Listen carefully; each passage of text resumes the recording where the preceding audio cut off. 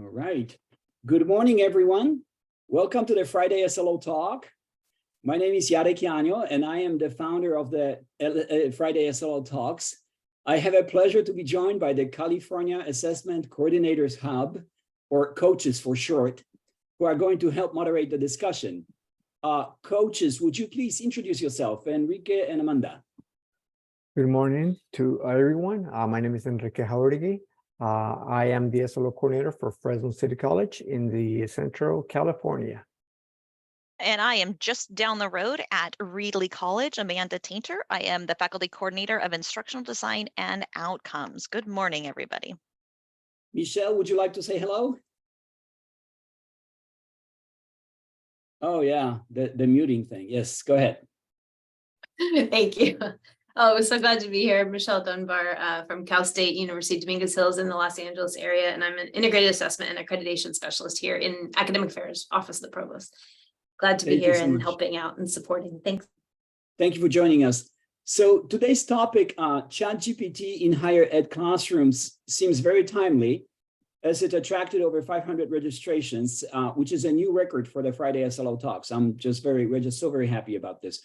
Our guests today, under the leadership of Dr. Mark Warschauer from University of California, Irvine, are going to tackle the impact of ChatGPT on higher education as we know it. Before we begin, I just would like to remind everyone to introduce themselves in the chat. Please post any questions that you may have for our guests. And if you wish to speak during the presentation, please don't hesitate to raise your hand or contact one of the coaches to articulate the question or comment for you. We also have a Padlet in the background, so if you wish to post more questions or suggest answers, please make sure that you take a look. Amanda is going to put a link to it in the chat momentarily. And we are going to use the Padlet for archiving purposes. We will distribute the content of the discussion there via our listservs. Finally, because we have so many attendees today, those who are coming late will be able to watch the live webinar just outside of the main room. Again, if there are any technical issues, please contact us and we'll be happy to assist you in any way that we can. With that, I would like to welcome the team from University of California, Irvine. Dr. Warschauer, could we start with you? Would you please introduce your group? And again, thank you very much for joining us. We are grateful for your time and expertise. Yes, thank you very much. And it's a great pleasure to be here. First, I'm just going to briefly introduce who's here, and then I'll introduce the topic as it were. So I'm a professor here in the School of Education at UC Irvine, and I'm also the director of the Digital Learning Lab. And I've been doing research on technology and learning since the 1990s. My dissertation in the mid 1990s was on online learning. So, you know, for several decades, I've been kind of thinking about the way, and I should mention, I also have a PhD in second language acquisition. So I'm very interested in issues of language and literacy, but also STEM. We have some computer science education projects. And for several decades now, I've been thinking about the relationship of technology and literacy and how that affects what we teach. So naturally, when ChatGPT came out, that was something I was quite interested in, and our lab has kind of seized as an important issue to address. We have a few other members of our lab here who will be presenting as well.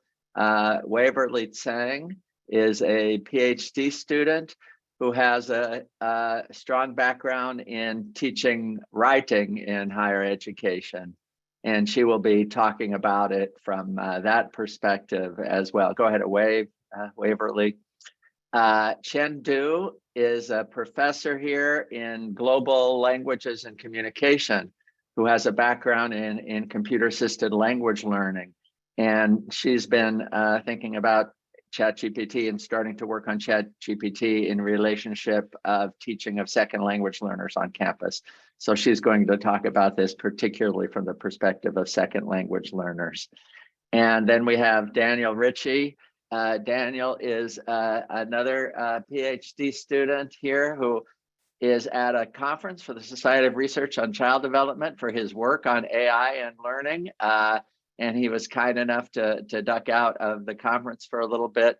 He has a bachelor's degree in computer science and a minor in education. So he's going to talk about the relationship of ChatGPT to the teaching and learning of coding. Our presentation isn't going to take anywhere, near the 2 hours. We definitely do not feel like we have all the answers on this. This is something that is exploding on the consciousness of the world, and with all sorts of contradictions related to education. And we see this these kinds of events that we're holding as really more conversations and chances to learn together. I mean, we have some thoughts on these things, which we will share. So I know it's going to be difficult with 500 people here, but we hope that we can find some way to listen and learn from all of you. And before I forget, I also want to mention that we're going to have a national, we don't have the website up quite yet. It will be up in the next week or so, but we're going to be having a national conference on ChatGPT in education, online conference on July 13th. That will be a 6-hour event instead of a 2-hour event, and there will be a lot of great speakers. And as part of that, we're also going to have a lightning talks by educators who will record kind of 3-minute snippets introducing ways that they're introducing ChatGPT in their own instruction. So we hope that a lot of you who are starting to do that will participate in that conference that will take place in July. Okay, why don't you go ahead and share the slides, Waverly. And go to the next slide.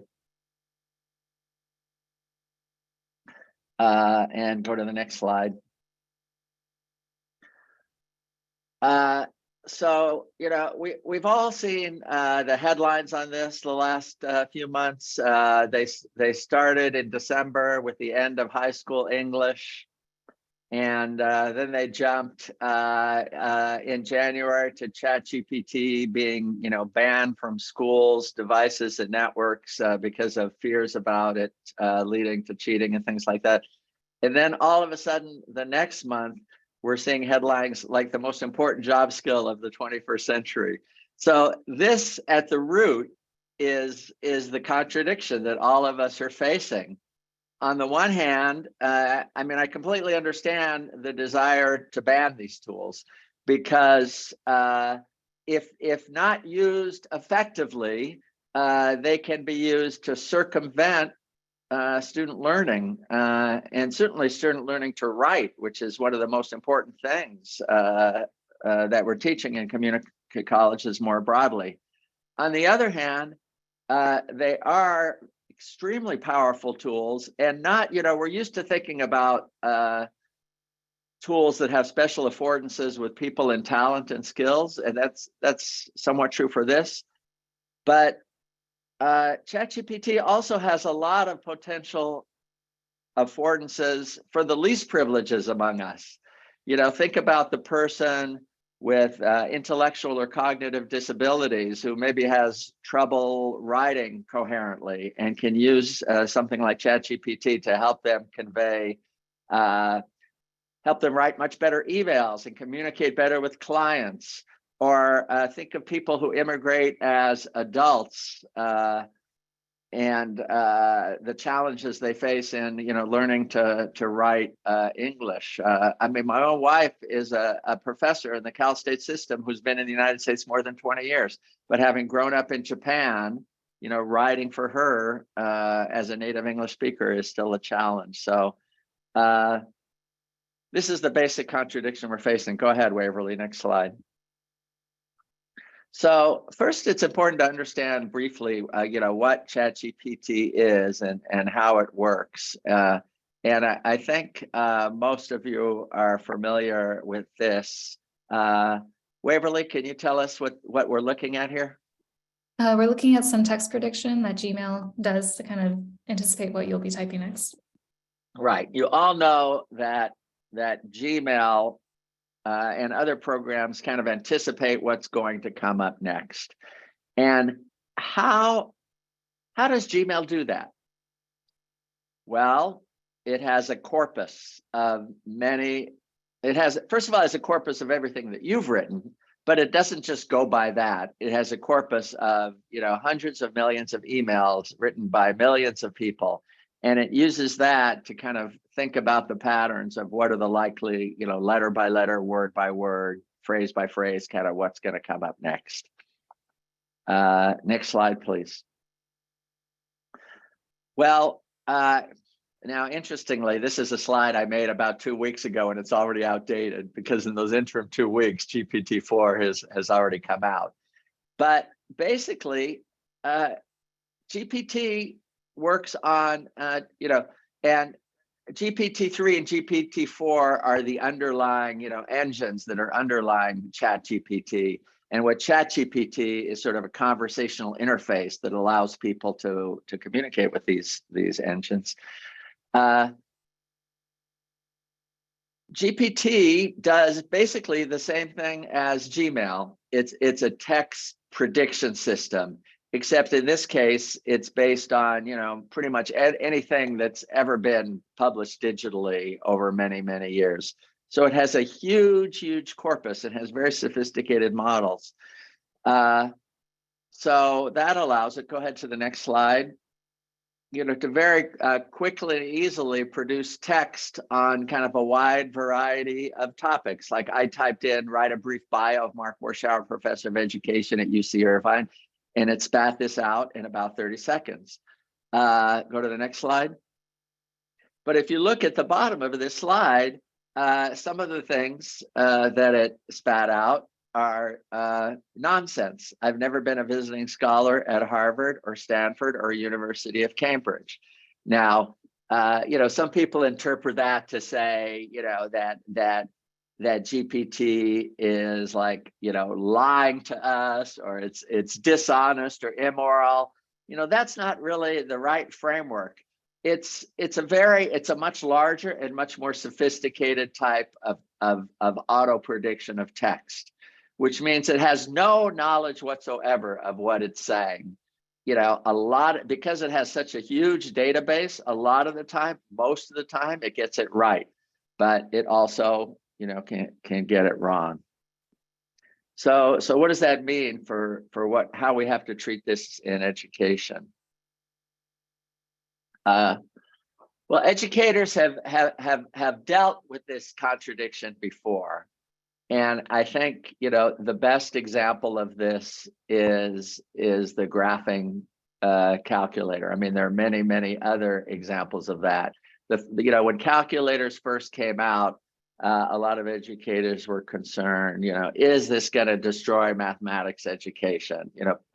Kids are just going to learn how to, use the calculator, they're going to depend on a calculator and they'll never learn foundational skills, which will be necessary, for math, because kids need to know things. I'm not a believer that in the days that you can find everything in Google, kids don't need to learn anything anymore, because you have to know stuff to be able to use Google and to be able to use ChatGPT and to be able to use graphing calculators and everything.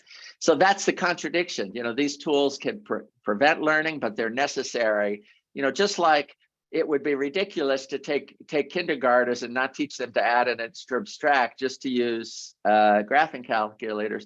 It would also be ridiculous to take, high school or college students in advanced mathematics classes and saying, you have to do all, 5-digit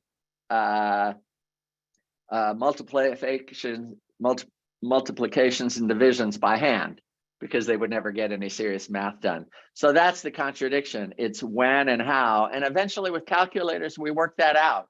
It's not integrated at all into the earlier grades. It is integrated into later grades. But even I have 2 kids in high school right now, in their high school assignments, there are homework assignments that they're instructed to use calculators, homework assignments, and they're instructed not to use calculators, assessments that they're instructed to use or not use. So we don't use these tools at all in the early grades, but as kids advance through the levels, they use them in certain carefully planned ways. And I think that that's basically what we have to do for ChatGPT. Go ahead, next slide. So we've come up with basically a 5-part overall framework, and I'm not going to talk about many of the details of this. I'm going to rely on the other presenters to talk about this as it relates to writing, as it relates to second language learners, and as it relates to coding. And those are just 3 of the topics that we thought we could cover today, but we welcome discussion about other topics. So the first thing is to understand, what these tools are, how they function, what their strengths are, what their weaknesses are, and what their biases are, because that's another, possible weakness. Because these are trained on human data, they can also exhibit the same kinds of biases that humans do. Next slide. So, I'm not going to go over this in detail, but there are lots of assignments you can give to students to have them, analyze work that's written by ChatGPT. You can have students, you can show students an article and have them write a summary of it and have ChatGPT write a summary of it. And you can ask them to compare the differences between the summaries. You can ask them to critique essays written by ChatGPT. You can, ChatGPT is also a really good translator, certainly between Spanish and English, which is the one I've tested the most, way, way better than Google Translate. But again, it's also imperfect. So you can have ChatGPT do translations, and have students critique them. Go ahead to the next slide. We have to teach students how to access tools and which tools are the most appropriate for specific communication tasks. In addition to ChatGPT, there are tools like Grammarly that I think most of you are heard of. There's a tool that Quillbot, which a lot of students use, which is often used for paraphrasing, which is not always used in an ethical fashion. Next slide, please. Really, really important. Prompting, in a sense, ChatGPT is kind of like, search engines, garbage in, garbage out. Except with ChatGPT, it's actually, there's much more involved in prompting. And people have already talking about a whole new field called prompt engineering, because it's often not just one prompt you give it, but a back and forth series of prompts you have to give it to get it to do what you want. Next slide, please. So, here's an example of a series of prompts, that many of you could do. First create a syllabus, add readings to the syllabus, explain your reasoning for the grade breakdown in the class, draft a midterm exam for the syllabus, change the nature of the questions in the midterm exam. And by the way, we will share these slides with all of you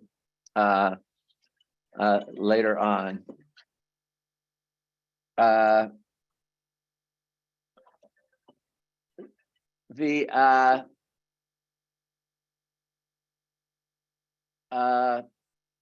So teaching students how to prompt is very important. Go ahead, next slide, please. We have to teach students how to corroborate the accuracy and truthfulness of content generated by AI, because it's not always accurate. Next slide, please.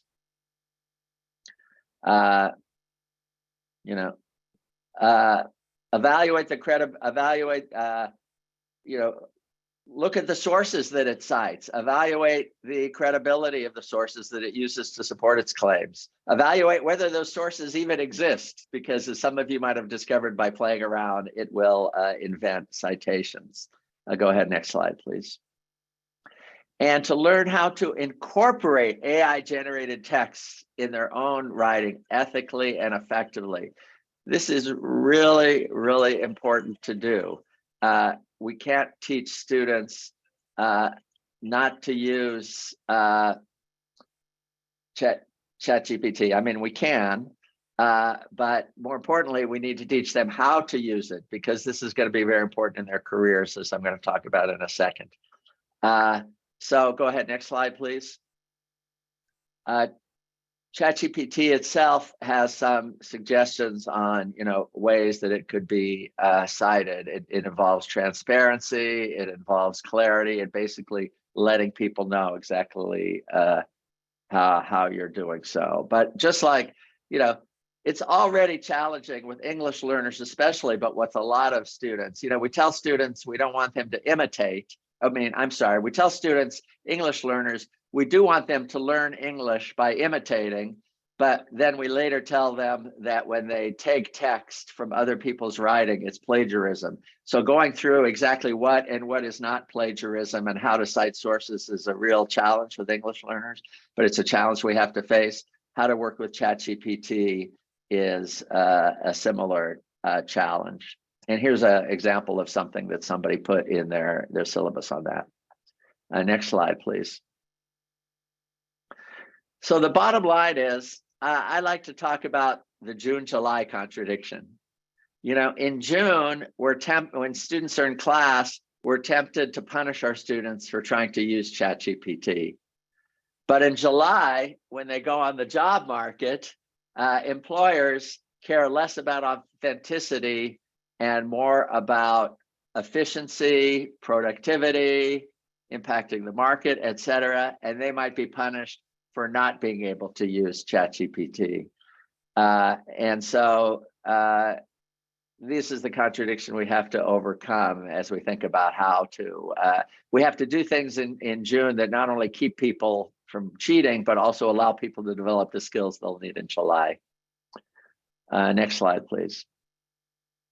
So I guess that's it for my introductory comments. Now I'm going to let Waverly speak about the use of ChatGPT in teaching writing specifically. Thank you very much. Great, thanks, Mark.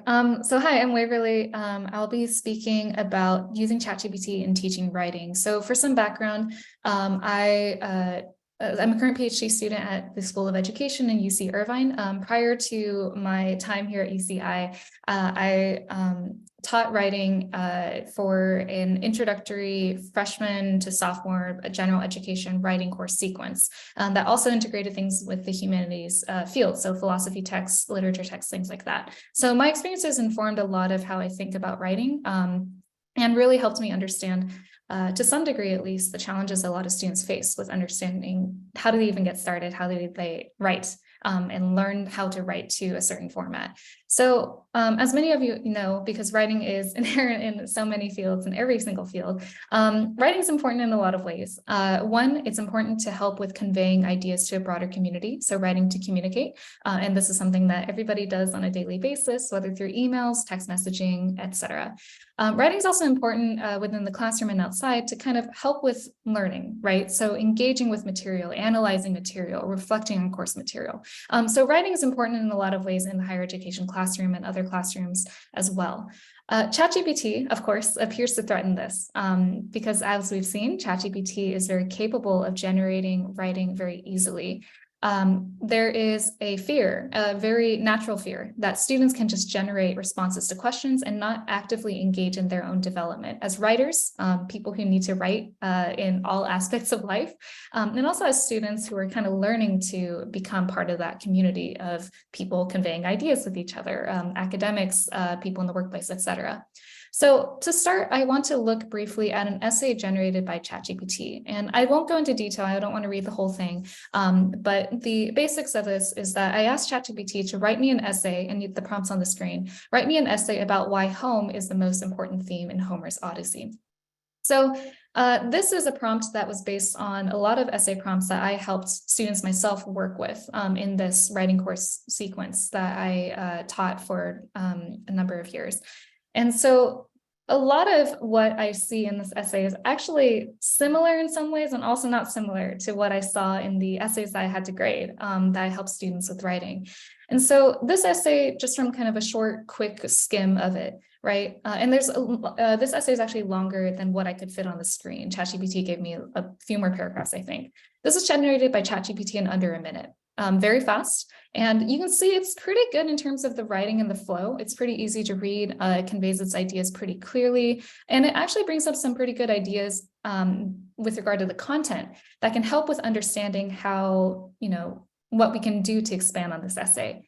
But when you look at the details, it's pretty vague. It's a little not focused in direction. So the examples they provide are pretty sparse in detail. There's a lot of different ideas that are brought up, and there's kind of a lack of cohesion that's going on. For example, I can see in the third paragraph, the last paragraph that's shown on the screen, right? One sentence reads, his experiences, or Odysseus's experiences with the Cyclops and Circe, for example, forced him to confront his weaknesses and his hubris. So, okay, that's a nice sounding sentence. It's getting at a good idea, but it doesn't tell me exactly what examples they are or how those examples show that, he's forced to confront his weaknesses and his hubris, right? There's not a lot of context. There's not a lot of detail. There's a lot missing for this to be an essay that's an argumentative essay that really makes a case for the argument that's being made. And of course, this is partly due to the lack of specificity in the prompt that I provided, that the only prompt I gave was what's shown on the right-hand side of the screen. But that's also pretty realistic to how students might start by using these tools, where they will just put in the basic prompt. They will ask it to just generate an essay based on what they know of the assignment. And then that's kind of what they start with. And so what you can see is that ChatGPT can output text. It can do it pretty well. It can put these text pieces together, right, and kind of make a semblance of an argument. But it might not be to the standards of what we might expect for certain assignments. And these are things that we need to be thinking about as we're using ChatGPT, as we're teaching students to use ChatGPT effectively. Now, this is really important in some ways, right? This tool is something that students can use at home, which is an incredible affordance for accessibility, for helping them with having an on-demand thinking partner to kind of talk with, to figure out what they should be writing about, what they can write about, how to write about these things. But without guidance, without training, the potential and capacity is limited. But this is a great starting point. And I think it's important that we start thinking about, or we continue to think about this tool as an opportunity for learning, something that can benefit both students and teachers. So I want to start by first thinking about different challenges students face with writing. There's a lot, of course, as I'm sure many of you are aware, and I won't cover all of them in just the few bullet points I'll show on the slide, but I think it's important for us to kind of situate these main issues to understand how we can use ChatGPT, how students can use ChatGPT to help them support their own writing development. So one of the main challenges that students might face with writing is just getting started, understanding how to start and where to get started. What are the things that I need to do as a student to actually get started? Where is a good starting point? What are the things I should be producing and getting started, right? Do I start with a thesis statement? Do I start with brainstorming? Do I start with an outline? What do I exactly do to get started? Another challenge that students face with writing is just writing itself. Am I on the right track? Am I meeting the goals and requirements of the assignment? How do I revise? What do I look for? What do I look for to know what to revise, right? All these questions about how do they even approach their own writing once they get started, these are issues that they may face as well. And then finalizing the product. What does a successful, complete submission look like? What does it look like to finish? How do I know when I'm done, right? What should this thing that I am producing look like? And for me to know that that is a good thing that I've produced. So there's a lot of challenges with writing that students often face in my experience. ChatGPT can help with addressing a lot of these, some of these, maybe all of these in certain ways, but not all by itself. As you could see with the prompt that I created in the previous slide, which I'll show just for context here, this is a prompt that a student might put in when they're thinking, okay, I can use this tool to just write me an essay. But it's not a great essay. It's not something that really gets to the heart of what an assignment might ask them to do. And so when we're thinking about using this tool, there is a lot of guidance that's necessary from the teacher, this expert knowledge that they have to help students understand what it looks like to use the tool in a way that supports their own learning and identities as writers. So I want to look at some examples of how you can use ChatGPT in assignments, in classes, in group activities to help your students work toward addressing some of these challenges of writing. So the first I want to talk about is brainstorming or ideation. This is a really difficult first step in the writing process for a lot of students. They may struggle with even figuring out where to start, like we talked about. They may struggle with understanding what topics might be relevant, right? Just what they can actually do, what's out there, what are the possibilities. And so the prompt I provided here helped me brainstorm an essay about the benefits of learning English in South Korea. It's a pretty vague prompt, but ChatGPT was able to provide a lot of different ideas, and there were more that were included in this response that I couldn't fit on the slide. And so it's a good starting point, right? Just even understanding what are the possibilities there. And you can talk with ChatGPT, you can provide follow-up prompts to actually ask more detail about each of these ideas and start using it as a thinking partner. And so in this way, ChatGPT can be helpful with ideation, with brainstorming, without telling the student what to choose. And I think that's a really important point here, right? That it can be used without saying like, hey, you should write your essay on this, and this is how you do it, right? But instead it can help provide the students with choices, with some guidance on how to make those choices. And this can help the student work through the challenge of starting to write while still putting the student and their intellectual decisions about writing and their own writing voice at the forefront. Another thing you might ask ChatGPT to do in helping writing is summarizing. So it can help students with understanding what they are reading, which is an issue a lot of them may face due to unfamiliarity with the topic, reading difficulties, or other barriers to understanding. And this can help them get a really solid foothold on what they are reading, to be able to understand, how do I approach this text? How do I read about this thing? How do I think about this thing in order to write about it, right? And this can be also helpful in just understanding what should I look out for when I read the article itself in more detail. You might ask it to help with drafting, and there are a number of things I'll talk about with drafting here. This is a difficult step, and it's oftentimes when we talk about writing, it's very easy to think of it as this really messy, big middle step of you brainstorm your idea, you write about it, you revise, right? But this step is really difficult. There's a lot that goes on, like how do you get to a draft? And so you can use ChatGPT as a brainstorming partner through which you can work to kind of hone your draft into something a little more specific and more focused. So here I started with the thesis statement draft. So draft the thesis statement for an argumentative evidence-based essay. So bringing in some parameters here of what the assignment might ask you to do.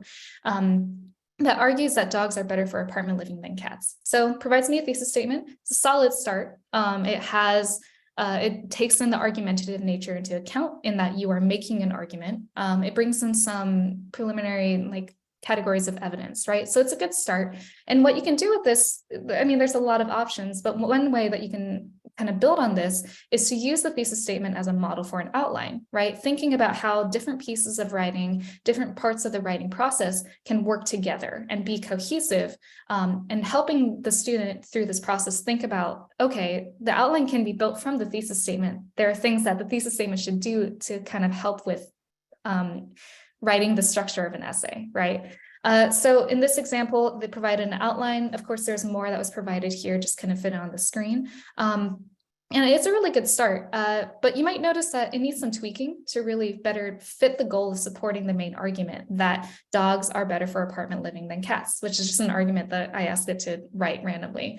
You can see with the second paragraph, so dogs are social creatures, the outline or the pieces of that part of the outline are not really related to supporting an argument that dogs are better for apartment living. It brings in things about like, oh, dogs are social creatures, socialization is good for them, etc. But it's not super focused. And so you can actually ask students, as an example of an assignment you might do with this, you can ask students to build outlines and explain what can be further improved, asking them to analyze the product that ChatGPT is creating, thinking about what is it doing well? What is it not doing well, right? So thinking back to the understanding part of the pedagogical framework we're talking about.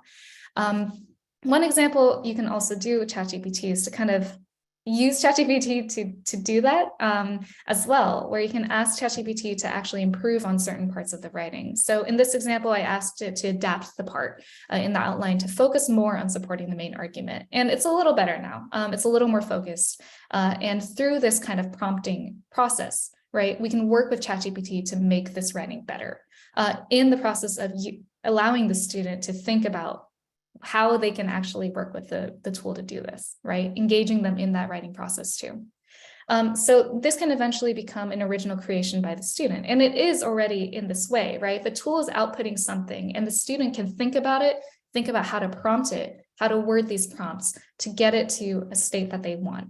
And this is with the assistance of ChatGPT, as opposed to ChatGPT necessarily creating it on its own without any guidance from the person typing out the prompts. Another section of drafting we might think about is evidence, looking for evidence, how to use evidence, right? Just understanding where to actually get these sources, which is an important part of a lot of writing that, at least that I've engaged in with higher education. And this can be very difficult for a lot of students who are new to this process, who may not have experience with understanding where do I look for evidence for research that is related to this topic. And so this can help with kind of bridging the gap in terms of students' knowledge about certain aspects of writing, understanding how to actually accomplish these certain goals. You might also ask ChatGPT to help with revision or providing suggestions. So improving your writing, elaborating on why they make certain changes. So in this example, I submitted a paragraph, which I couldn't show here, with a lot of spelling and grammar mistakes and asked ChatGPT to provide specific suggestions.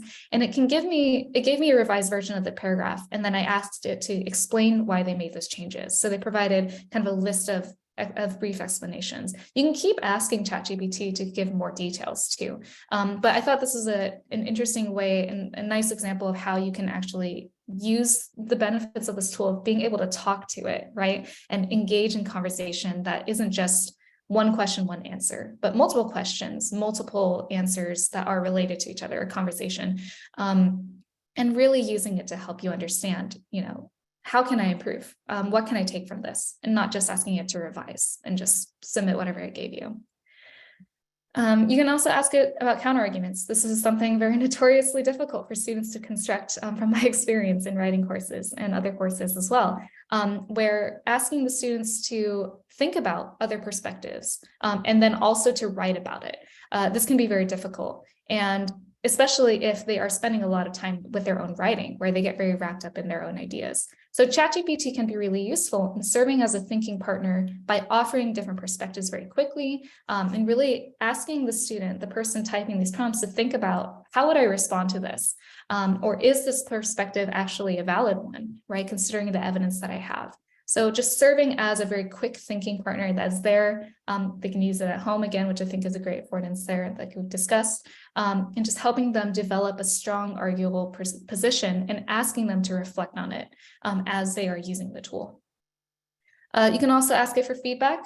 So this can be really important in highlighting for students how to improve their writing. So ChatGPT can provide feedback on writing based on certain criteria or assignment instructions. As you can see here in this prompt that I provided, I asked it to focus on feedback related to evidence analysis, clarity of claim, and word choice. So really prompting it to focus on certain things that you might be more concerned about, or the student might be aware that they need to work on in more detail. And teachers can also use this too, right? And I'm not saying to use this to not grade anything or to not think about the student's writing at all, right? But it is very helpful in understanding maybe what are different issues, what are ways that I can explain it to the student? How do I phrase this kind of feedback? And it can be really helpful in understanding how to do these things and just kind of saving some time in some ways too, right? So feedback can be really helpful. It can be very difficult to provide detailed feedback for every single assignment for every student, just based on number of students in your classroom, how long it takes to provide good feedback. And so ChatGPT can help provide this initial feedback that you can tailor for your students, and it can make feedback more feasible. Also on the teacher end, ChatGPT can help with generating ideas about how to teach specific topics for specific audiences. So in this example, I put in a simple prompt that's related to topic, or actually this is not the case.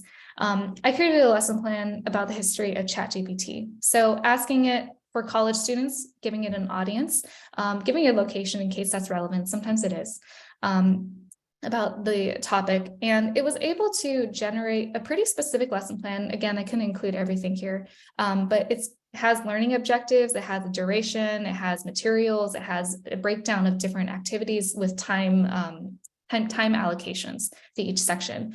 And it also offers suggestions of how you might convert these things to activities. So you can work with the tool to tailor the output to your use case. For example, you might ask it to adapt to a certain length or format, to a certain audience, to incorporate certain teaching strategies. And these are things you can do in conversation with ChatGPT. Here, I wanted to show actually an example of how I worked with it to adapt this lesson plan that I asked it to create, where the first prompt on the left-hand side, I asked it to incorporate more active learning strategies or activities into the lesson plan. On the right-hand side, I asked it to then adapt the lesson plan to first-year students in college in an online course. And so thinking about the way that it actually, in the third prompt on the right-hand side, it actually still incorporated active learning strategies, even though I didn't explicitly ask it to. So kind of iteratively developing it, right, through your different prompts in that conversation. And I want to note that, these ideas that it's bringing up, it's nothing new. These are teaching strategies. These are techniques or activities you might do in a classroom that have been used many, many, many times. But ChatGPT can be really helpful in helping to narrow down possible options.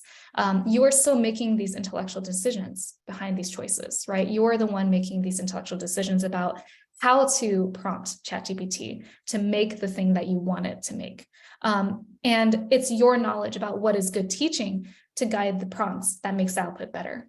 And so there is this essential component of human mediation to facilitate this process. For writing instruction, I can anticipate this creation of lesson plans to be really useful. And I've thought out ways that this could have helped me when I was teaching writing before I entered the PhD program, in terms of just asking it to create essays and asking students to analyze these things, creating these different activities to use that can use output generated by ChatGPT, and also lesson plans that kind of work with that, right? And just a lot of different things that you can do with that. So I want to end my section here by thinking back to the pedagogical framework that we discussed to frame how to look at these tools through this lens of writing instruction. And I think these are probably things that I've discussed already in some way. But I think it's helpful to look back and think about how these things fit in together. So I want to start with 3 different parts of the framework, not necessarily in order here, but it's important to build students' knowledge of the questions that they should ask themselves about how they are using these tools. So with understand, where we talked about the importance of understanding tools' functions, strengths, weaknesses, and biases. You might ask students to think about what is the tool capable of, right? And different assignments that you can assign, different things you could do in class to show them what it is capable of, what it's not capable of. And also, how can I use it to support my own writing process? How can I use it as a writer, right? Not just to write something for me, but to specifically help me develop my ideas in order to be able to communicate them better, or to how to communicate them better with the assistance of the tool. You might think about prompting. How do I prompt the tool to generate the text that can best help my writing process? And we talked about that, a few examples of that a little earlier. We might also think about corroborating. So how do I best corroborate the text generated by the tool to ensure that my writing is based on accurate information? This is an important step in this writing process, right? Evaluation of credibility of sources, and really asking the students to reflect on and consider the sources that they're using. And then I want to come back to these, the other 2 parts of the framework here. Access. This is a huge affordance of ChatGPT. It's important for students to understand the different tools, the range of tools that are appropriate for them, right? And I think when we're thinking about ChatGPT, it's also important to think about just the way that for students who may often feel lost in writing, where if they are in that situation where late at night, it's the night before the essay is due or whatever the assignment is, late at night, they're not really sure how to get started. They don't really know where to go. Maybe they haven't allocated the time properly. ChatGPT can be there as a tool, as a thinking partner in a way that a lot of tools may not have been available before in certain capacities. And for these students who may not be aware of how to get started, how to continue, what it should look like, what to even do, right? ChatGPT can be really powerful for them. It can be personalized in the way of, the student is the one asking the questions and framing their questions through their own words to this tool. And ChatGPT can output text according to what the student wants to know about, to learn about, and to what they want it to support. But we also need guidance on how to effectively incorporate them into their own writing processes without taking away their writing voice, right? Where we don't want students to use the tool in a way that erases their own status as writers, their own ability to write without the tool or to use the tool effectively. And there is a lot of guidance, and there's a lot of guidance that's needed on this. And this is an ongoing conversation that we have to continue to have with our students, especially as we are thinking about these tools. And I hope that's a conversation that we can all kind of engage in during this presentation and beyond in other cases. So now I want to turn it over to Dr. Chan Du, who will be talking about ChatGPT and teaching English language learners. Chin, would you like to share your own screen, or do you want me to progress for you? Oh, I think you're muted. Okay, I'm muted. Yeah, if you could help go through the slides, that would be great. Thank you. Sure. My name is Chen, and I work in the program in Global Languages and Communications at UCI here.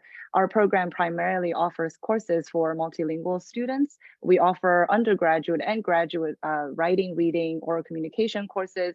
So we work with a range of proficiency levels for multilingual students. And then when ChatGPT came out, we have been thinking about what this means in the teaching of multilingual students or English language learners. So in my section, I would like to share a couple examples that I have explored myself as a multilingual writer and also somebody who teaches multilingual students, and showcase how we can incorporate ChatGPT into the instruction of this particular student population. Next slide, please. Here is a visual summary of the common learning challenges English language learners experience. There is the cultural challenge. A lot of concepts are unfamiliar to English language learners. And there is the linguistic challenge. Vocabulary-wise, English language learners need to acquire a wide range of words, sentence structures, etc., in order to fully understand information in English. And then there is this conceptual understanding, which is particularly important for higher education context because students are learning very difficult content. So if we think about these three types of challenges that ELLs experience, we probably would be in a better position to understand what they have to go through in order to produce a piece of writing, for example, or any type of assignment that a professor assigns. Next slide, please. So for the first challenge, culturally unfamiliar concepts, I tried to interact with ChatGPT to get information about paraphrasing, which is an unfamiliar concept for a lot of ELs at the undergraduate level. The question I entered in ChatGPT was, my professor asks me to paraphrase, but I've never heard of the term before. Can you help to explain what it is? This is a very major concept that we teach in writing. And many English language learners have reported to have not heard of the concept of paraphrasing. And ChatGPT offers a pretty nice answer that not only highlights how paraphrasing needs to capture the main ideas or concepts, but also students need to watch out for plagiarism. And it is important to note that paraphrasing is not just about changing linguistic structures. Instead, students need to try to capture the essence of the original text and express it in a new and unique way. This is, of course, a brief intro to the concept of paraphrasing, but for somebody who has never heard of the concept before, this explanation is pretty straightforward, easy to understand, and it does capture the essence of what paraphrasing does. Next slide, please. And then I continued to get information about this. Why should I use paraphrasing instead of direct quoting? And then ChatGPT gave me a list of reasons why we may want to choose to use paraphrasing instead of direct quoting. The first reason is to avoid plagiarism, which is all typically the focus of writing instructors and writing classes. And the second and third reasons are great. I'm very happy to see these reasons actually provided by ChatGPT. The second reason, to demonstrate your understanding of information. When you paraphrase, you're expressing the ideas of others in your own words. This shows that you have a good understanding of the material and can communicate it effectively. And the third reason, to improve the flow of your writing. Direct quotes can sometimes interrupt the flow of your writing, especially if they're long or if there are many of them in a row. Paraphrasing can help you integrate the ideas of others more smoothly into your own writing. Next slide, please. And then I asked the tool to give me an example of how direct quoting and paraphrasing differs. So I got a very nice example of the original text, direct quote, and paraphrase. And we can continue the conversation if a student is trying to complete a piece of writing assignment that they don't know what it is. And then they're trying to get information that they can understand, that they can actually use to help with their writing. Then they can continue to interact with ChatGPT and get information that they find useful. And they can ask questions in their style, and they can get information that they understand. So that's very helpful. Next slide, please. And then I also tried this question. In Chinese writing, we use more direct quoting and don't have the concept of paraphrasing. Can you explain paraphrasing in Chinese?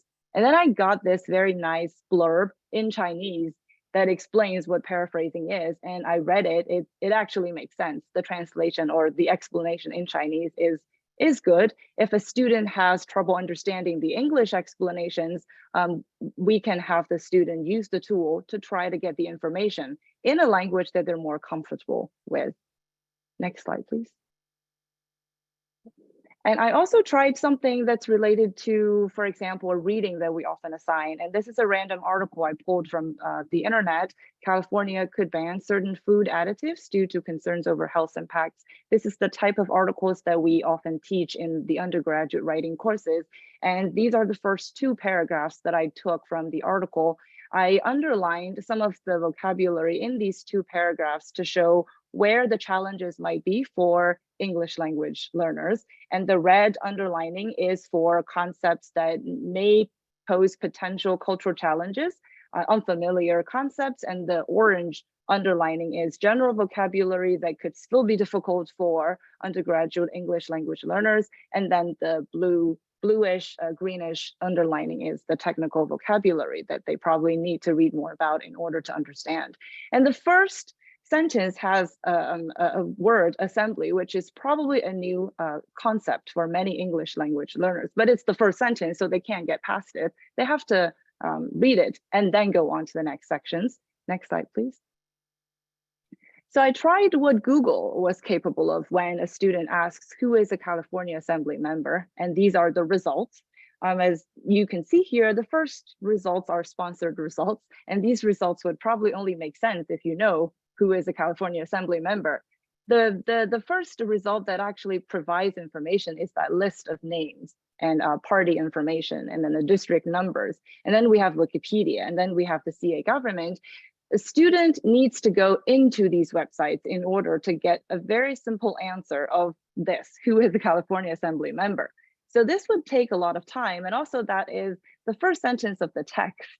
So if the student does all of the things with Google, then he or she probably doesn't want to continue with the reading anymore because it's already a lot of work. Next slide, please. But with ChatGPT, the answer is straightforward and direct. A California Assembly member is a member of the California State Assembly, which is the lower house of the California State Legislature, et cetera, et cetera. So with this information, the student probably would be able to continue on with the reading because it offers a pretty straightforward explanation of what this cultural concept is. Next slide, please. So moving on to the second challenge, linguistically complex terms. And here I wanted to showcase how we can use ChatGPT to help learners navigate the orange underlined words. Legislation, potentially, ingredients, outlawed, manufacturing, distribution. These are long words, and a lot of English language learners may not have these kinds of words in their repertoire for reading or writing. And of course, they can always look up these words in a dictionary, but the benefit of ChatGPT is that you can just interact with the tool and you pretty much get all of the information that you need or you want as you try to navigate a piece of reading like this. Next slide, please. Okay, so here's an example. I asked the tool, what's the meaning of the word legislation? And then I have an explanation of the word legislation. It refers to the process of making or enacting laws, as well as the actual laws that have been passed by a legislative body, et cetera, et cetera. So if we compare this explanation with a dictionary definition, we will notice that this explanation has a little bit more information and it's easier to understand. ChatGPT is trying to explain this to you instead of just offering a dictionary definition, which sometimes could be difficult to understand because it's so abstract. Next slide, please. And then I continued on to ask this question: is legistration a noun or a verb? I didn't intentionally misspell that, but I accidentally misspelled it. And then ChatGPT caught it and answered, I believe you may have made a typo in your question. Assuming you meant legislation instead of legistration, it's a noun. And then we can continue on with other questions related to how to use this word and how to collect other forms of the same word by conversing with ChatGPT. What's the verb form? And then it gave me legislate. And if I want legislate in a sentence, then I get a sentence. So this way, as the student works with the reading, they're also able to get information about the actual words and sentence structures that they hope to learn. Many of our students are aware that they need to use more formal vocabulary. They need to expand their vocabulary repertoire, but it's just so much work. If you have to go through a dictionary, you have to look up examples, et cetera, et cetera. But with a tool like ChatGPT, you can do it pretty easily. Next slide, please. The third challenge that I wanted to talk a little bit about is conceptually difficult language. And I'm using GPT-4 technical report as an example. It's a good idea to show students what ChatGPT is and also what GPT-4 is. And the technical report is probably one of the most important sources in this regard. And the technical report is very long. It has conceptually difficult content, and I don't fully understand all of the content, but we assign students difficult readings, sometimes not because we know that they will be able to fully understand everything, but we want them to try to navigate the information, to interact with the information, and try different strategies to get the most out of their reading so they know what active reading means and how to handle difficult texts across the disciplines. So here's an example. This is the abstract of the technical report, and I just copied and pasted into ChatGPT and added a question: can you explain the content in Chinese? Because this is very difficult, technically difficult. And then I get a very nice explanation of this paragraph in Chinese. And I don't know how it does with other languages, but the Chinese version is pretty good. Next slide, please. And then I asked the tool, what is a large-scale multimodal model? Because it is mentioned in that abstract a lot of times, and I don't know what it is. And then we get an explanation of how a large-scale multimodal model is a type of artificial intelligence model that can process multiple types of input data, text, images, audio, generate output data in a specific format, et cetera, et cetera. Next slide, please. And then I continued on with a different question. Can you explain this in everyday conversational English? That previous answer seemed to be too formal. It's something written. And if I just want the information, I really want to understand what this large-scale multimodal model is. I want something in informal language that can really help with my comprehension. And this is what I got. A large-scale multimodal model is a type of computer program that is really smart and can understand different types of information like words, pictures, and sounds. It's like a brain that is trained with lots of information to learn how to recognize patterns and relationships in different types of information. Because it's so smart, it can do lots of different things, like understand what you say or type, recognize what's in a picture, and even talk like a human. This technology is really cool and has a lot of potential for making our lives easier and better. So this is something that an undergrad student would probably find easier to read. And at the same time, if we teach reading and academic writing, we can definitely compare the two answers that ChatGPT produced and talk about style and vocabulary that reflects academic features that they're expected to use in higher ed context. Next slide, please. And then I continue to ask if ChatGPT can give me an example of real-life applications of the model. And then I get a nice list of different examples: language translation, image recognition, voice assistants. And if a student is interested in further exploring what each of these applications look like, then they can continue on with the dialogues. Next slide, please.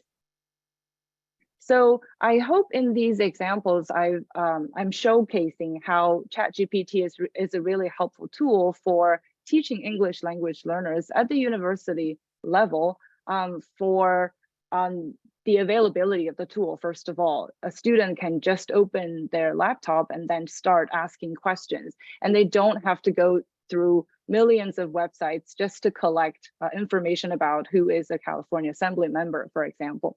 The easy to use nature of this tool is definitely going to save a lot of time for English language learners. And also, it is capable of producing information that covers these three different domains: the cultural domain, the linguistic domain, and the conceptual domain, which we probably would need to spend a lot of time looking for this information if otherwise, if we don't have this tool. And the Chinese translation, the Chinese information that I got is pretty accurate. And I'm interested in seeing how other languages work, and if students from other language backgrounds find it equally useful. And I changed this graph a little bit and I put educator at the bottom, because we can't really assume that students know how to use the tool. There has been a lot of discussion on how our students are very tech savvy. It's true, but probably just in their personal lives. They're not really tech savvy. A lot of the students are not tech savvy when it comes to school. So instructors and teachers would need to guide them through the processes in which they can use different tools to facilitate their learning. And ChatGPT is something that's very beneficial, because if a student has the ability to use it well, they can pretty much self-learn, and they can engage in adaptive learning. So they can ask questions that would really be helpful for them, and not have to waste time on questions that are not helpful or relevant for them. So this is my part, and thank you very much. We can move on to our next presenter on ChatGPT and teaching coding. All right. Hi, everybody. So a lot of what I'm going to be talking about with ChatGPT in regards to teaching coding is going to be very similar to everything with writing. You know, I know there are a lot of concerns about plagiarism, and as somebody who is an undergrad computer science major, I am aware. A class in my program once referred, I think, a third of like a 200-person class to the basically academic honesty judicial affairs board because of plagiarism. This was before ChatGPT. Waverly, if you could move to the next slide, please. So using this language metaphor, we have, of course, that framework that Mark and Waverly and we're all talking about. So understand, access, prompt, corroborate, and incorporate. And so a lot of these elements can be seen with coding as well. So understanding the model is very important. Accessing various tools, learning how to prompt, and especially corroborate. So learning, making sure that the output for ChatGPT is, going to work for your use case, and that you can incorporate it into your code and everything like that is going to be important. But moving to the next slide. In coding, one of the main things about coding and programming and computer science is problem solving. And so how will students learn to solve problems if ChatGPT does it for them? My answer is it doesn't really solve anything that they couldn't already solve.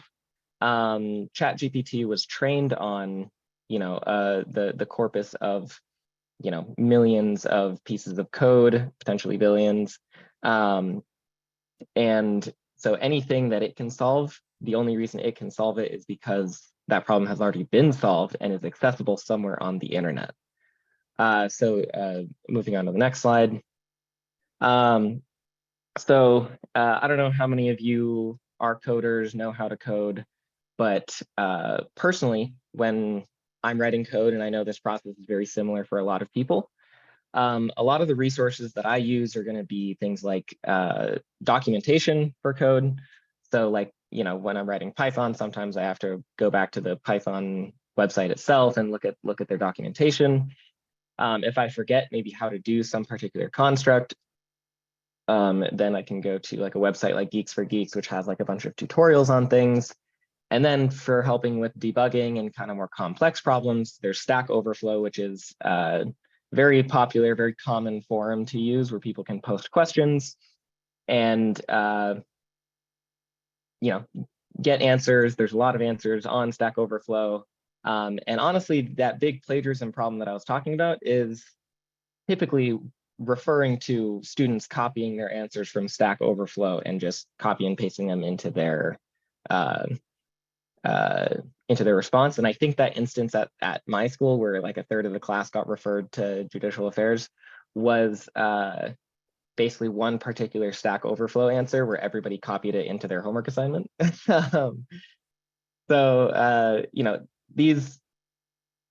These tools are already out there. And moving to the next slide. On the left here, we have a Geeks for Geeks article on how to do a for loop in Python. And on the right, we have ChatGPT. ChatGPT gives you, it's honestly pretty comparable. ChatGPT gives it to you in natural language, so does Geeks for Geeks. Honestly, ChatGPT was probably trained on this Geeks for Geeks article. But moving forward to the next slide.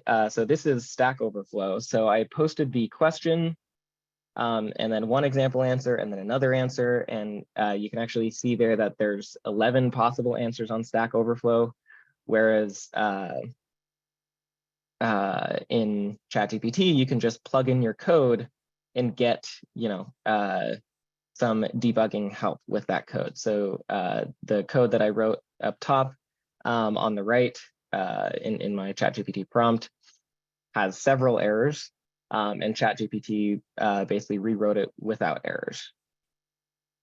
And so moving forward, the way that I have used ChatGPT code personally, and the way that I think is probably the best way moving forward, is this idea of pair programming. So this is something that's already taught in computer science classes. So, in a lot of my computer science classes, we were paired up and told to solve some kind of problem. And it's tough to really have both people working on code at the same time. So what one person is doing is, typing the code, actually getting the, Python syntax right, everything like that. And the other person was thinking more about, okay, so how do we want to do this? What research do I need to figure out how to make this work? Things like that. Like, what are some other use cases? Helping the person who's actually coding debug things like that. So that's kind of the way that I see ChatGPT helping. So it can be basically an always accessible pair programmer. So it can kind of write the grunt like Python syntax for you, because once you know Python and things like that, just kind of regurgitating it, or if you're trying to put something into another programming language, so I have a Python program and I'm trying to put it into JavaScript or something like that, rather than me having to look up, okay, what are the differences between Python and JavaScript, blah, blah, blah, ChatGPT can help out with that. And so rather than being the one to just write down every single line of code, your job as the programmer becomes more of the navigator. So you're the one guiding, where this program is going, what we're doing, why we're doing it, things like that. And so as far as how this affects teaching coding, so moving on to the next slide. So things like plagiarism, that's a big issue. It's even more difficult to detect plagiarism with code and ChatGPT than it is for writing. And so because of that, regardless of whether or not we think that students should be using ChatGPT while they code, they are going to be using it.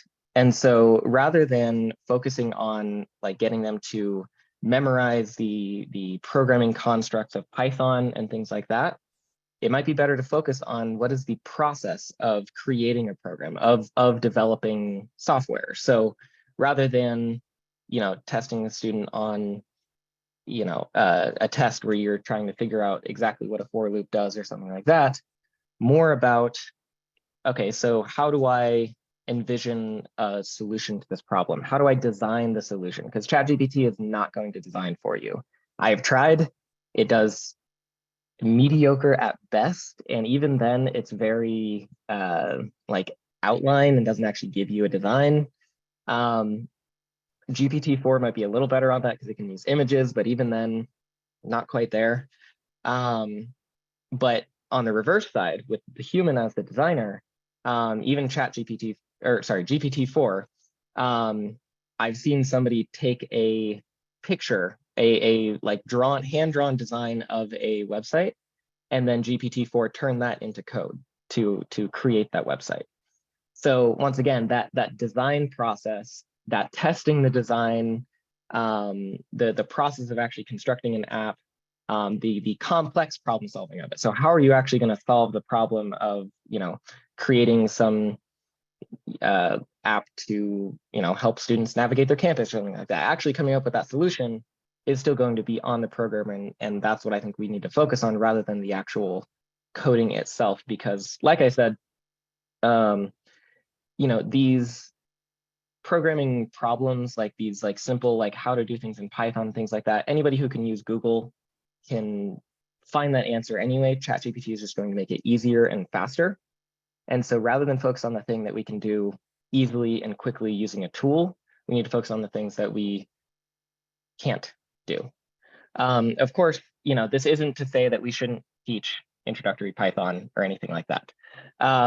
Of course, these students still need to know how this code works.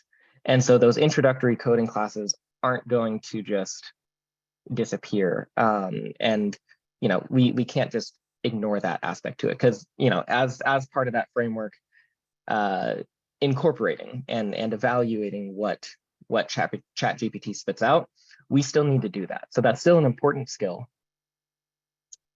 And it's just when we start getting like that calculator metaphor. So in the beginning, when students are just beginning to learn code, they still need to learn these concepts, and they, quite frankly, shouldn't use ChatGPT when they're just starting out learning to code. But as we progress, this can be a tool like a graphing calculator that allows students to automate the annoying, tedious, complex things that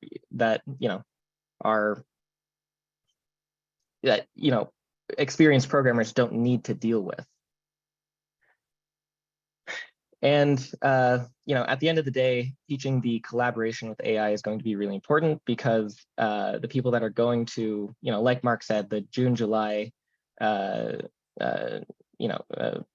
metaphor, paradox, whatever it is, the people who are both competent programmers and are collaborating with AI are going to do the best. So we kind of have to teach both. And that is all I have to say on this, and we'll move on to the discussion. Yeah, so thanks, Janio, for doing that. So we do have some questions prepared in terms of what we're interested in hearing from all of you, but I haven't had the chance to monitor the chat, so I'm wondering if there are actually a lot of questions that were asked during the presentation, if any of the coaches can answer that. Because if so, maybe it might be best just to leave the rest of the time for just questions that people have and want to talk about.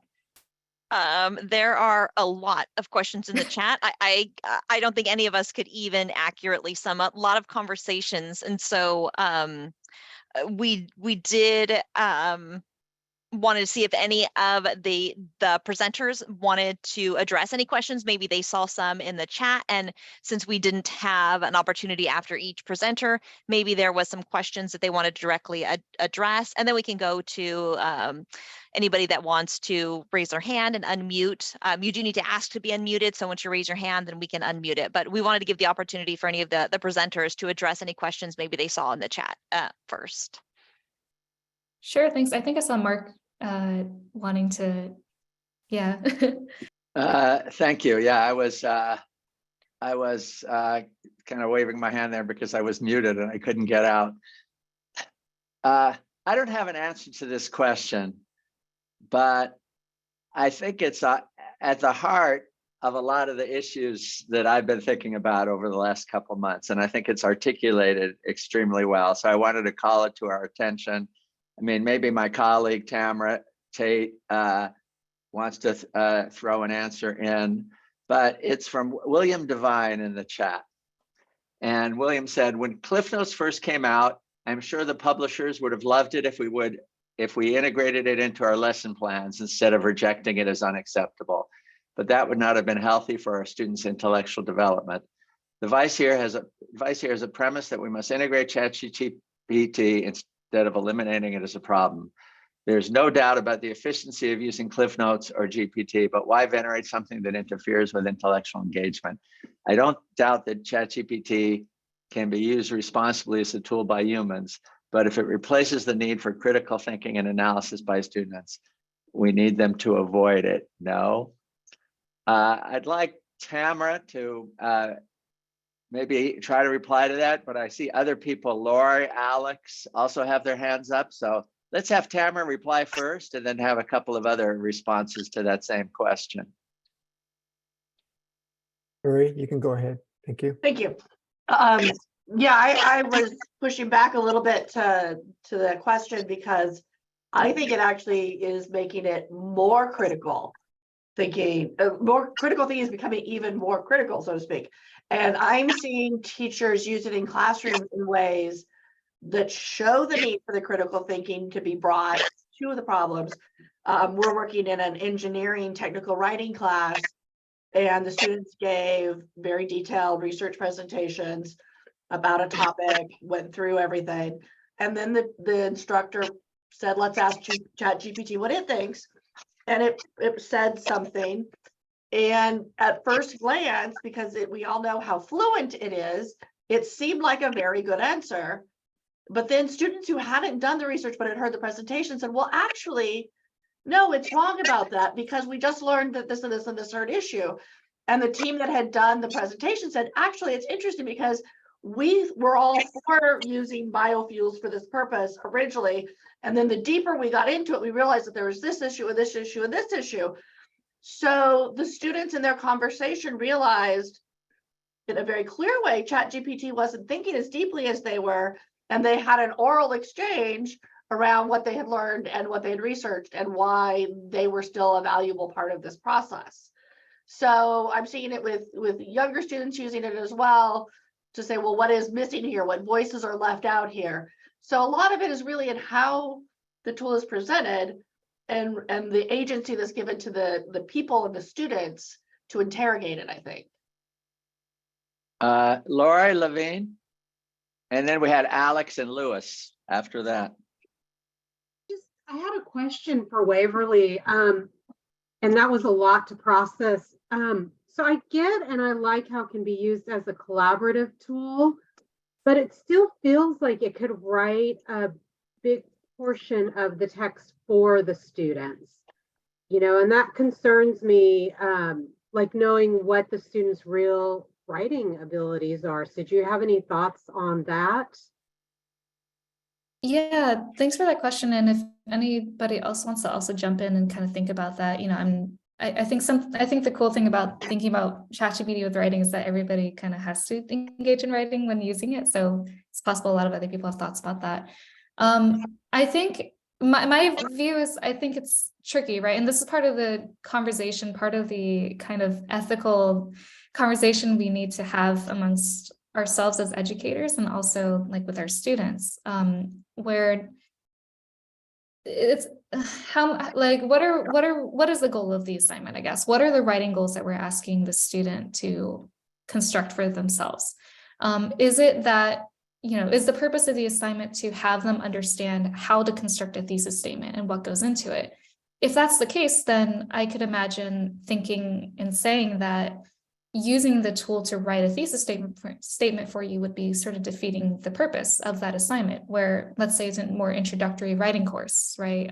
That we need to help them build that foundation to understand how to use the tool to support their writing process. So in that introductory state, maybe using the tool to write that thesis statement for them as a starter might end up really defeating the purpose of what we want them to get out of it. At a later stage, though, maybe, if it's less about the basic quote unquote construction of the thesis statement and more along the lines of trying to make, I guess, start a larger argument, I suppose. I'm not sure how to phrase it exactly. Going beyond just how do I make a thesis statement, but also how do I make an argument and really add to it in a really expansive way, then I could see the focus shifting shifting away from just how do I, like, okay, if I ask ChatGPT to start me with a thesis statement to write with, that can help with getting kind of the juices flowing, so to speak, right? And as long as they are indicating that, you know, they're using ChatGPT to help them, this is where they started, this is how they're thinking about it, this is how they're refining it, I could see that component being added in and still having ChatGPT be useful. But I mean, I don't like what Mark said at the beginning of this. I think it's tricky to think about all of these questions because a lot of it is just ongoing. And it is a conversation that we need to keep having. And I'm curious to hear, I think, your thoughts, Lori, and also other people if they want to add in the chat or raise their hand to unmute, however we can arrange that. But I think it's a great question. And I'm, you know, I can only offer my own current perspective on that. Yeah. Well, I like that idea a lot. I can still see my students going there to write their thesis. You know, I'm thinking of several students I had last semester who really had issues with writing. So I could see them just putting it in, because honestly, if I was them, I probably would do the same thing, like write a thesis for me, you know, if I'm really, really struggling. The difference with me is, though, that I might then evaluate it and add to it and stuff, where a lot of really developmental students or students who are struggling just don't have the strengths of other students might not. So I don't know. I do like the idea of collaborating, having it maybe check for grammar. I liked how you had it ask questions, but I can still see a lot of students. So I think maybe we have to talk to the students about the ethical issues of using it to write their thesis, and what are the students really wanting to get out of it. I don't know. Yeah. And I think it's great, like, to focus on that, you know, the importance of having that conversation with the students and showing them, you know, this thesis statement that ChatGPT is creating, it's really not there, right? It's a start, it's not there. And I think, you know, a lot of students are hoping, you know, they're using these tools as resources. Some students may be hoping to use it to try to, you know, just submit an assignment, right? And I think, you know, it's impossible to avoid some students feeling that way. I mean, it's an age-old issue. Thanks, Waverly. Thanks, Lori. Let's get a couple other people in here. Alex and then Lewis. Alex. Yeah. By the way, Christine, thank you for thumbs upping my question in the chat. Just this question is probably for Daniel or anybody else who can answer it. Does anybody who uses Canvas at their district, A, have admin privileges, and then B, know if we could integrate any key logging like software or tools into Canvas as a way for like checking academic honesty? Yeah, so I was actually looking at your question. I was typing my response in the chat, but I realized that you had raised your hand. So as far as the technical possibility, it's very possible for Canvas to implement that. I don't think they have it already. One potential issue with that method of like monitoring is like a student who likes to type their responses or something into a Google Doc or a Word doc and then copies and pastes it in. They're still writing it themselves and then they just copy and paste it. And then, you know, how would they address, like, maybe they like to use Grammarly in their Google Docs or something like that and then copy and paste it. Do you allow the use of Grammarly, or is that still part of this, you know, AI assisted writing thing that, you know, you're trying to get them to write quote on their own, unquote? Yeah. That's a great question. And in general, ways to set a monitor for plagiarism is an important issue. Or cheating, as somebody pointed out, it's not quite plagiarism, but it is cheating. Lewis. You're on mute, Lewis. Lewis, you can talk now. Okay, can you hear me okay? Yes.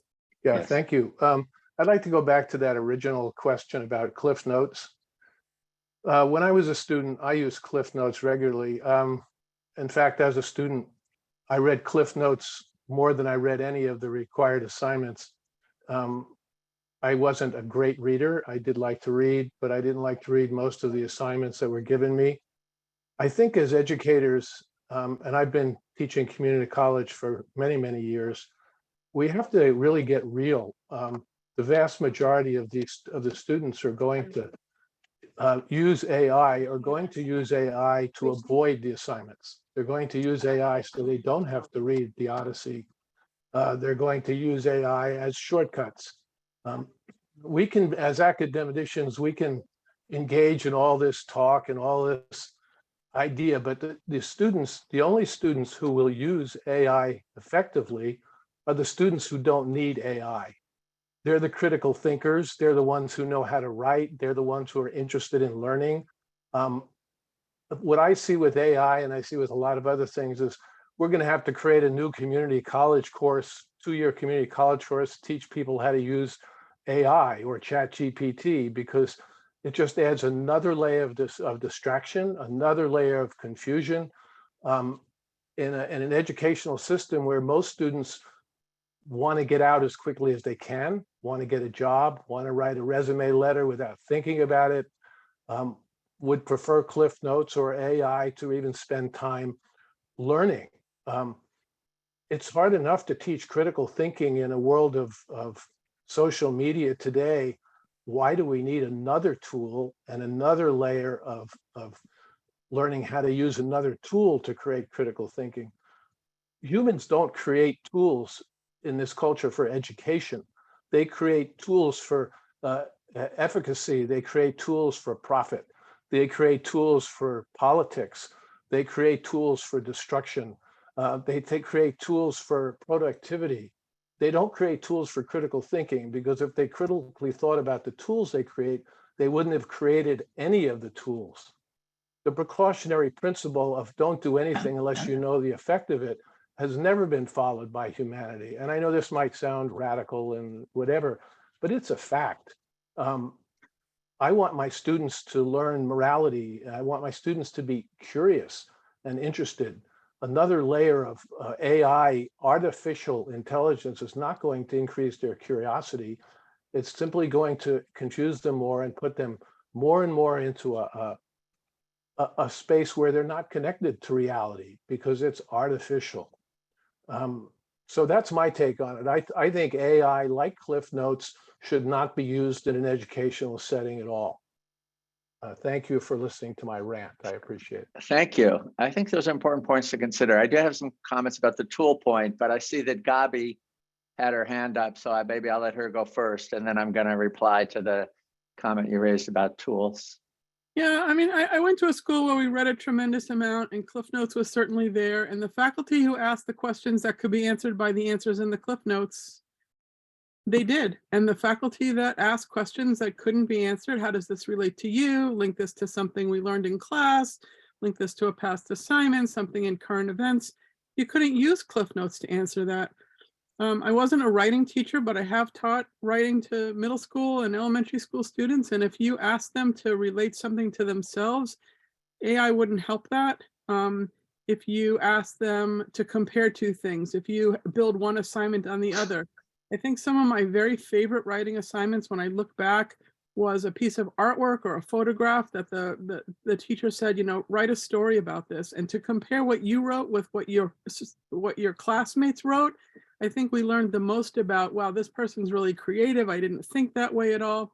But if we took a ChatGPT or any of the generative AI and we looked at it as a class and then went and edited it together or wrote beyond that, even that thesis statement, if I don't write a good thesis statement and I take that and I submit that, this is what was produced and I'm going to make it better, I think that teaches our students a whole lot more than ignoring it or avoiding it. I think we can negate it by having one assignment build on another, or by asking for some current event or some personal reflection.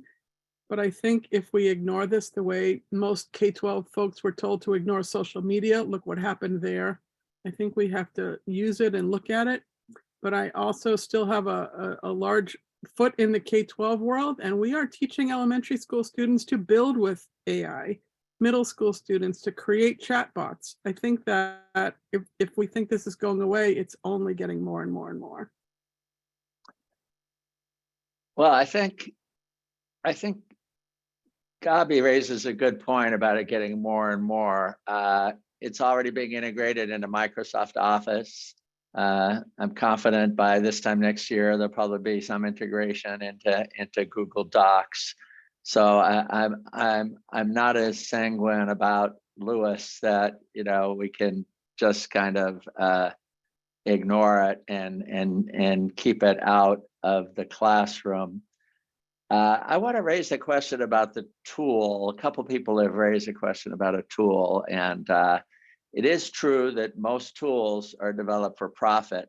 And if you look around, if you look at there's a million online tools, interfaces, and products that integrate with ChatGPT, GPT-3, and now GPT-4.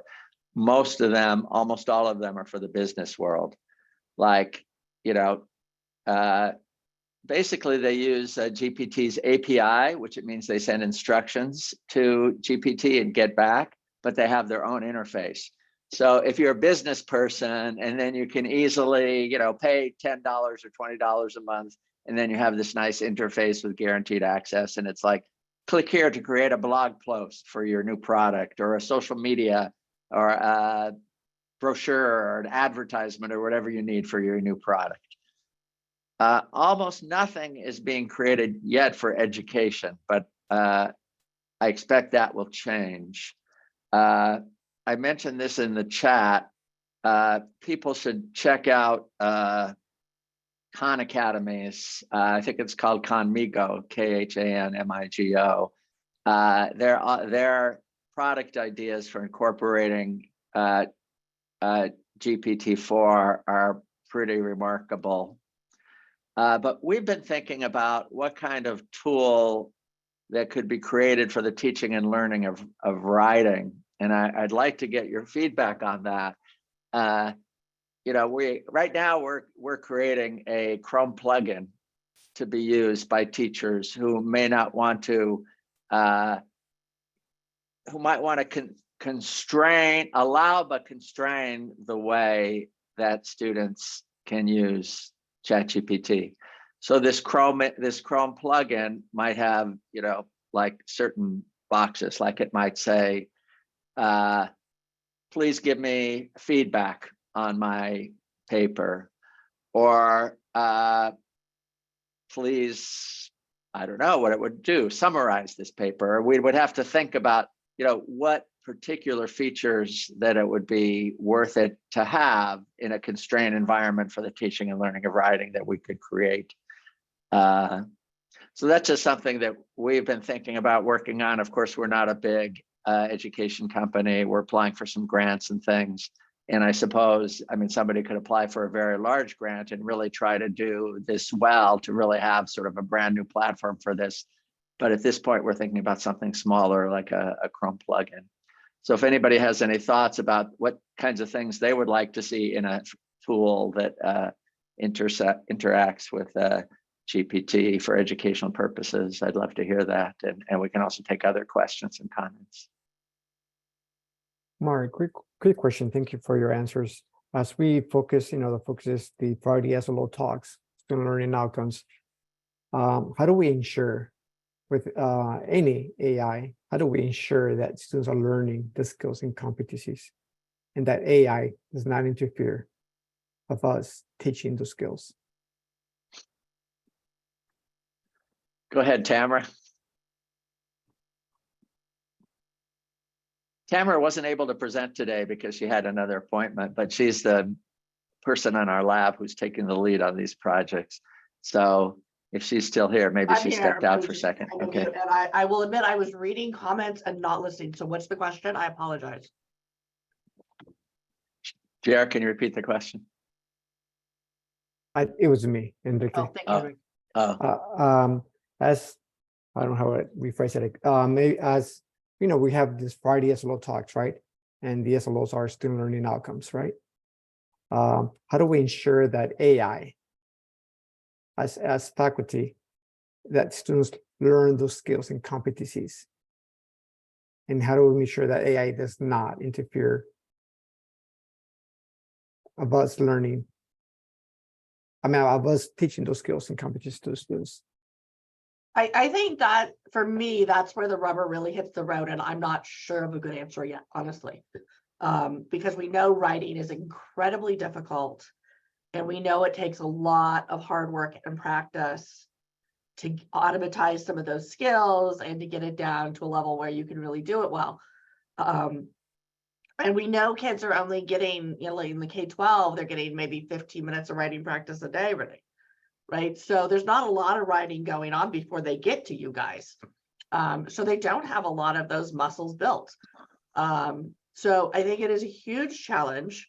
My hope is that maybe now people are paying a little more attention to writing because of all this, because there's a lot of hypocrisy going on about, oh my God, it's going to ruin English. And the English teachers are like, can I have some time to teach writing, please? So I think we are going to have to focus on it, but I think we can use the AI in ways that will help students practice the things we know they need to practice, like revision is a really important thing that kids do very little of. And I think the AI is a good tool to use that. So as we model and use it and learn it together, hopefully we can teach some of these skills. But I think assessment's going to be very challenging as we navigate this space for the next year plus, right? Because some people are going to say, okay, I want my students to handwrite everything. This is going to make me flip the classroom so that all my assessments can be done in class. That is one way, although that is really hard for people who've learned to type really well and maybe have writing issues, et cetera. So there's a lot of stuff we're going to have to balance. I don't think there's a great answer on the assessment side right now. I don't think policing is going to be effective. We're going to be chasing our tail. So I think the better way is, like I think it was Gabby was saying, in the assignment creation, let's make sure our assignment, I think there's been a lot of sloppy uses of writing for assessment where, you know, it was tell me the 5 things you know about fusion, right? And that's not really the kind of writing we care about them doing. That's just an easy way to assess stuff. But the kinds of assignment Gabby was talking about, that's the kind of thinking and writing and synthesis we want them to do. And if our assignments are at that level, the AI is going to really be challenged to even approach something that we think is appropriate. And that's the best I could offer, which is thank you, Tamara. Appreciate limited. it. I just want to say, I just want to add, is it really are our kids nowadays, are they really writing, or they're using some sort of laptop or iPad? Just, you know, are they really doing the writing? It's not really happening. And if so, what's going to happen 10 years from now, 20 years from now with that writing? When you say writing, do you mean the physical writing or do you mean the thinking behind, like both? Because I don't know that I care whether they're handwriting or typing. Yeah. Or using text to speech. You know, in terms of the question, and I see Leslie has her hand up, I want to call on her, but in terms of the question about, you know, what writing is going to look like 10 or 20 years from now, you know, that's a great question. I mean, you know, we can't predict it. I could see it going 2 completely opposite ways. You know, I mean, sometimes literacies change, you know, like being able to read out loud was really important before the printing press, because, you know, that's how you shared information and materials, and that kind of oratory skill. And that nobody cares about that anymore. It could be that writing actually becomes less important over time because we have tools to do it for us. It would make me sad because I put so much, you know, because I value writing so much. And but that I could see that happening, you know, or it could be the opposite. It could be that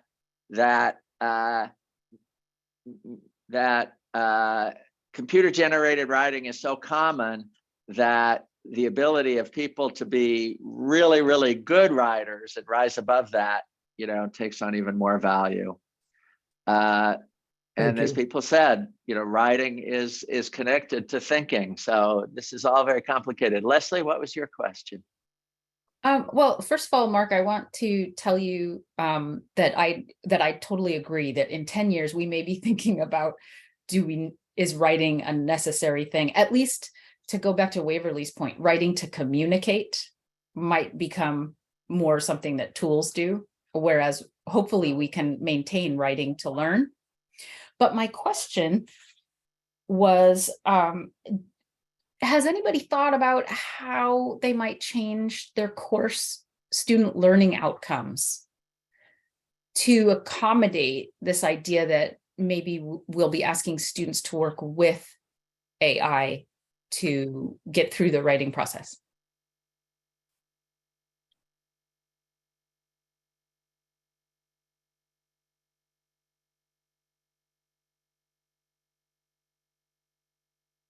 Leslie, so I could probably try to tackle this. We've been talking about, as Enrique pointed out, about students' learning outcomes for quite some time.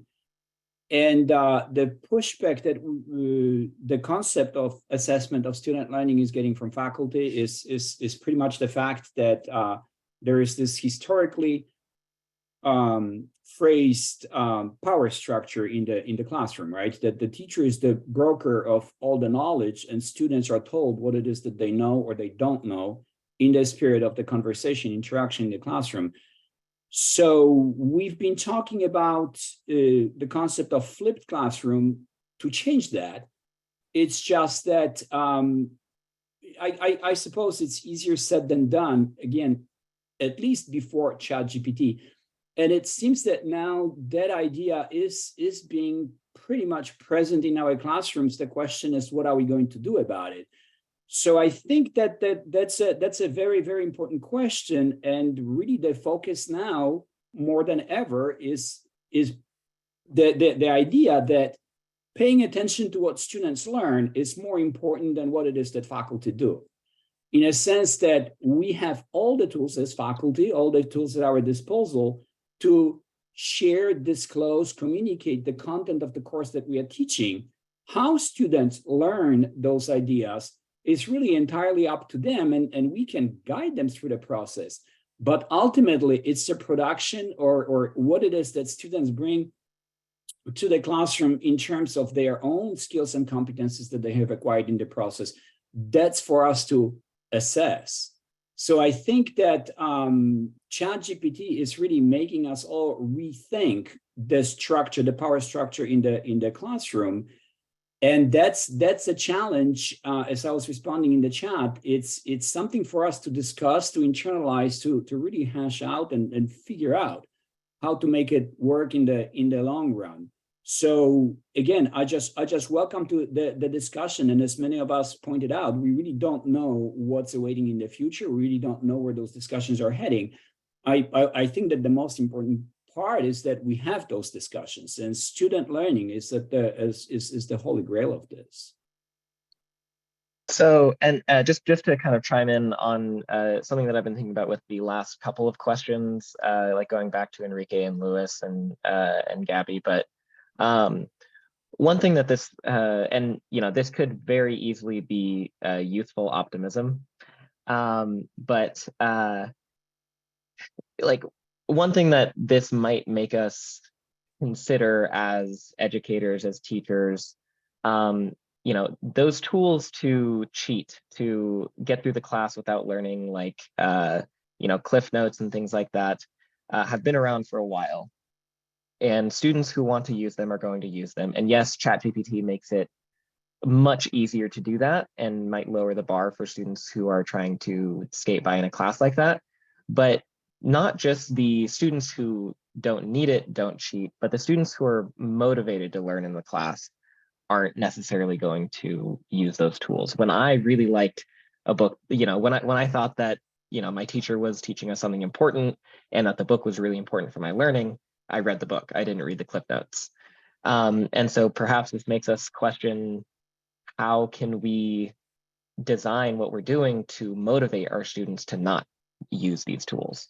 So is it, just the students are going to, most of the students are going to try and skate by no matter what? Or can we, make an effort to motivate the students to take that learning into their own hands?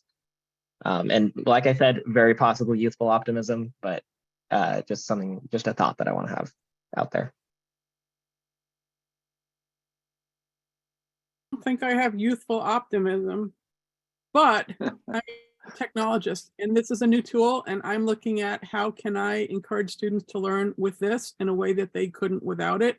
And I think that we can find many, many ways for the students to learn even more, starting with this as a basis and going way, way beyond what they could have done before.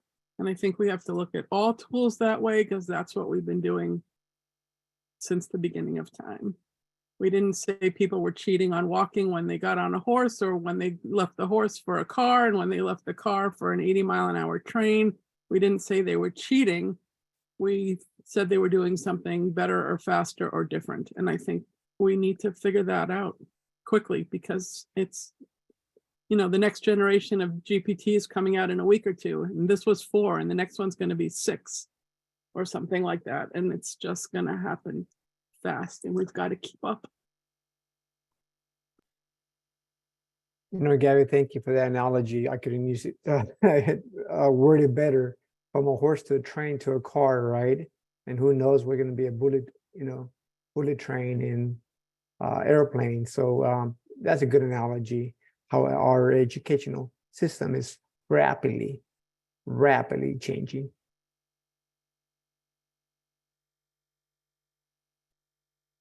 Amanda, do you have anything? I've just been enjoying reading the chat. One of the questions that has come up in the Padlet and a little bit in the chat, and I would love for our panel to weigh in, is papers or resources generated from ChatGPT, is that plagiarism or cheating? And here is, it's probably going to open up a can of worms. Here's the stance that I've taken, and I'm very open to being corrected, because it's a unique response. It's not plagiarism. And I think splitting hairs is important here, because many universities have different guidelines for plagiarism versus cheating. When we look at cheating, catching cheating, regardless of how you feel about the use of AI, you have to have someone either say I'm cheating or catch them in the act. So one of the concerns I have around policies that are being generated at colleges is it's so subjective when an instructor says, I know this was generated by AI, and fail a student, when in fact, you don't know that. You're just assuming that. That was a loaded question, but I think you guys can figure out what I'm asking in there. So I would love to have anybody weigh in on this. I have something to share, because I taught with ChatGPT in one of my advanced undergraduate writing courses this past term, and students were asking the same question. And our umbrella academic integrity policy at UCI actually covers that, because it says you have to turn in work that's yours. You have to demonstrate that you have learned something from the course, and then you're submitting things that reflect your learning. And of course, the actual format in which this happens can vary significantly. And with tools like ChatGPT, it's very hard to catch if something is really written by a machine instead of human. But I think the most important thing here is to help students understand that learning is probably more related to the process instead of the final product.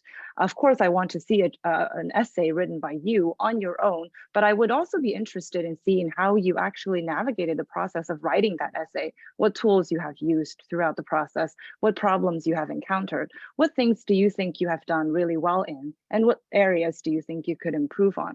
And I think if we shift our focus from getting this final product of writing to assess students to the process in which they produce the writing. And we can easily incorporate tools that are emerging all the time. And then we just need students to disclose all of the information that they have been using throughout the process. And as instructors, we can actually guide them in doing so. We can assign tasks that require them to note down how they finished a piece of writing or part of that writing. And I thought that worked pretty well in my class, and students responded positively.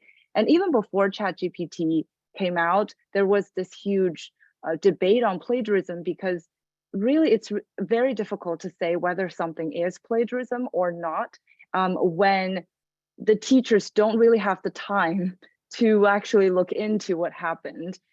Some of the students might produce things that looked plagiarism, but in fact, they were just struggling to paraphrase, for example. So we still have cases like that. We had cases like that before ChatGPT comes up. And we probably just need to think a little bit more about what plagiarism, academic integrity means with ChatGPT available. Yeah. One thing to keep in mind, I mean, I would agree that it's cheating, not plagiarism. But one thing to keep in mind is that, it basically kind of democratizes cheating, in that anybody who had a lot of money could always hire somebody to write an essay for them. Even a individually tailored essay. And all of a sudden, instead of that being, something that's only accessible to like a small number of people who have the money and the resources to do that, pretty much anybody could do it. But the general principle is the same. I mean, we need to spend more time, talking about the ethics of not cheating. We need to spend more time possibly trying to notify or identify aspects of cheating and ways to talk about that with people. As people have pointed out, it's unlike with sort of turnitin.com, where people have stolen things from the internet and you can find exact passages. It's very difficult to prove. You need to find ways to talk to students about what they've done, talk to them about the logic behind their thought and their writing. Some teachers are incorporating, more in-class writing assignments in addition to out of school things. But it's not that different from a case where you suspected somebody of hiring somebody to, write a paper for them. But we just have to realize that these types of things are going to be coming up a lot more. Jarek, I think we can go to about 11:55. We have another meeting at 12 we have to prepare for. So we can use the last 3 minutes however you want. Absolutely, unless there are more comments. I agree. This is just chat is absolutely exploding with comments and questions, suggestions, and there's just so much information. So again, as I think I said earlier, it's important for us to continue these discussions. We all collectively need to internalize those thoughts, talk about this, figure things out for our own sanity and for the benefit of our students, the people that we serve. Mark and the team, what can I say? I'm just so extremely grateful for this very, very insightful discussion. This has just been a tremendous, very well spent 2 hours of our lives, I suppose. So thank you very much. I'm forever grateful for all your contribution to the Friday SLO talk. I'll go ahead and stop the recording, and then if we have still any